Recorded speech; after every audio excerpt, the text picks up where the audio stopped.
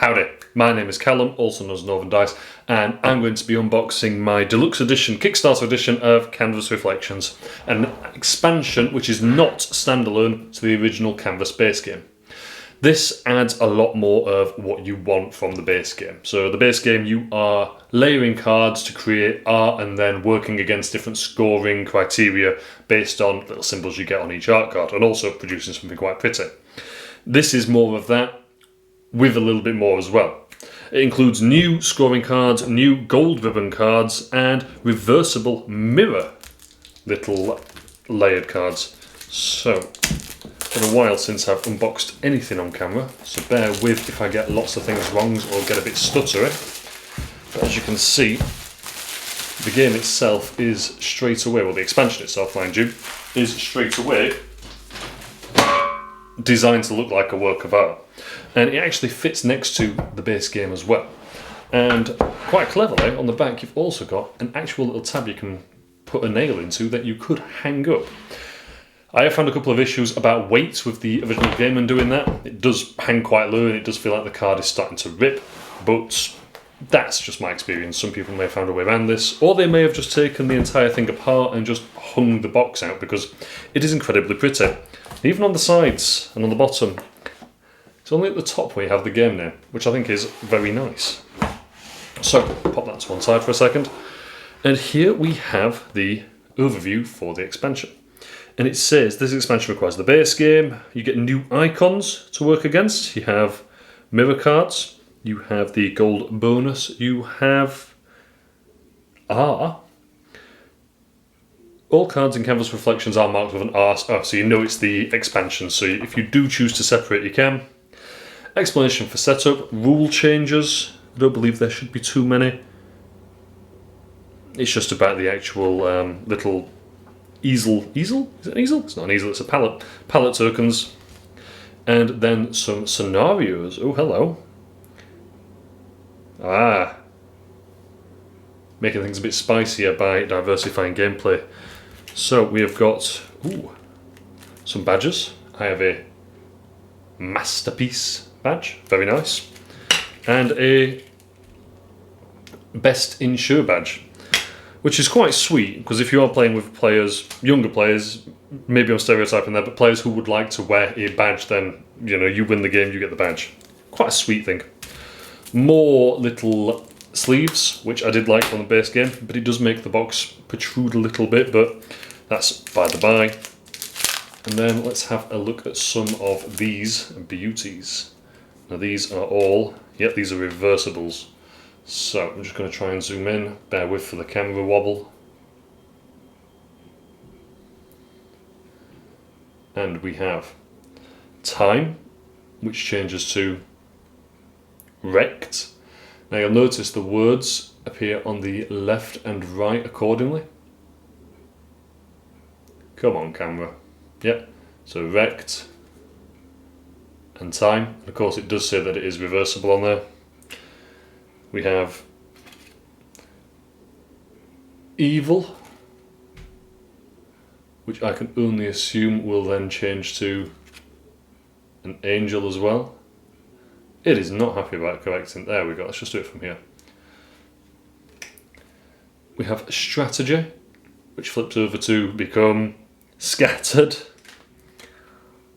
I thought that was one together then. You had an ice cream cone and a lion, but those are two separate ones. It becomes a rat. A cat even. Cat versus tiger. Ice cream cone versus frog in a wizard hat. Always, of course. And, of course, many more. Many more. I want to skip through that because I do want to get into the second set and then have a look at some of the other bits that we've got as well, because we've got some new scenarios. So if we just crack these ones open quickly. If there were any Kickstarter exclusives, these will be included in here. I am terrible, absolutely shocking at keeping up with Kickstarter campaigns. I love getting the updates, but I never keep track of them or actually take heed of what they're saying. So from the look of it, all the cards you get are mirror cards, which I think is really lovely, because then that is the niche of this expansion. Every card is a mirror card. So I guess when I said this is just more of what you love, I was sort of wrong, because it's more than just more of what you love. It's an actual new mechanic, if you will, into it. Of course, you have some punch boards, really, really thick punch boards. I don't know if it's going to zoom in that, but those are very, very, very sturdy little palette tokens. Alternate art on the back, same art on the back of the ribbons, and of course you've got the big ribbons as well with that. I won't use those. I've still got my other ones in another bag because I got the deluxe version of the core too, so all of these were wooden as well, which again, really, really, really well made.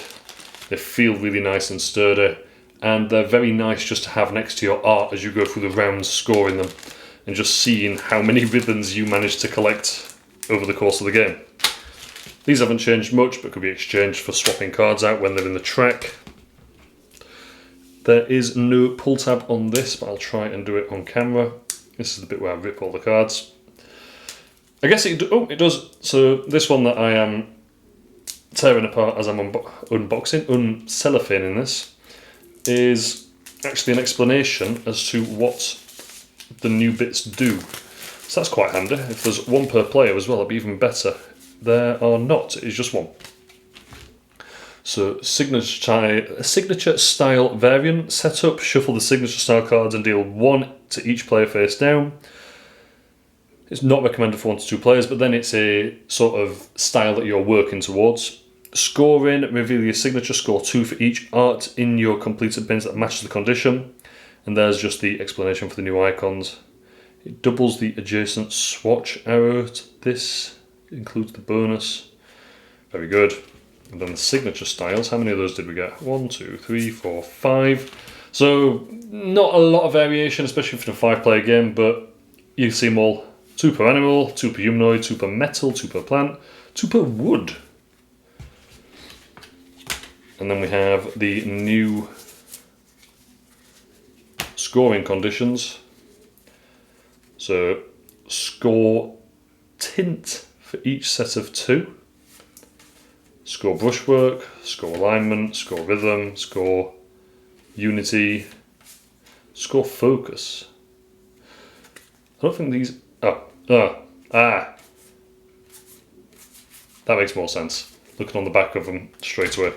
And then these are just the backdrops, which are a lot different to last time, because last time it was just a colour palette, almost like an artistic wash on the back, and this one is actually trees, actually like space, trees in a mist.